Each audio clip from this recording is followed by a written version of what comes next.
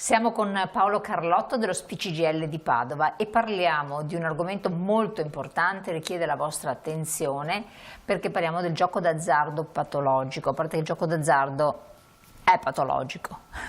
Perché voi siete particolarmente sensibili a questo argomento e state molto attenti? Cosa volete comunicare? Sì, perché il gioco d'azzardo ha un costo sociale altissimo, sia in termini di salute, perché è in alcuni casi, purtroppo in molti casi, un disturbo vero e proprio. E in altri casi invece porta a grossi problemi per coloro che non riescono a trattenere questa dipendenza, questa forma di compulsione verso il gioco. Numeri importantissimi. Ci sono numeri importantissimi, nel 2025 sono stati giocati 165 miliardi di euro in Italia. Perché vuol dire pro capite una media di? E che vuol dire una media di 3.800 euro per ogni maggiorenne italiano. Di questi 165 miliardi sono stati persi, sono stati persi 22 miliardi.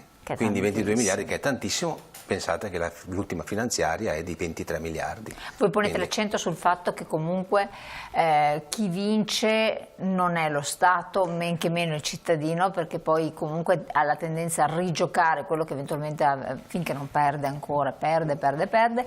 Chi è che vince e chi perde? Allora, vincono sicuramente i concessionari, i gestori e gli esercenti, cioè tutti coloro che sono nella filiera del gioco d'azzardo.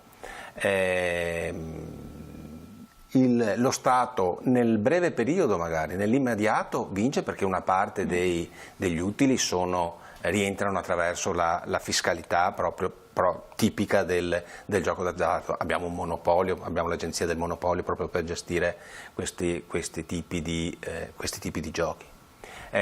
Ma perde nel lungo periodo perché i costi sociali del gioco d'azzardo sono enormi, perché noi dobbiamo sempre affrontare persone che si indebitano, quindi un sovraindebitamento, usura, perdita del lavoro, imprese che devono chiudere perché i piccoli imprenditori ci sono giocati tutto, e quindi costi sociali altissimi, costi sanitari, costi di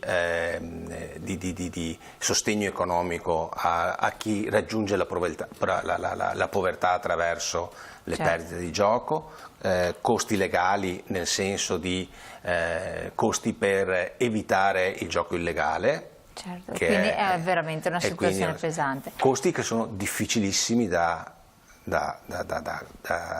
quantificare. Lo SPCGL cosa consiglia?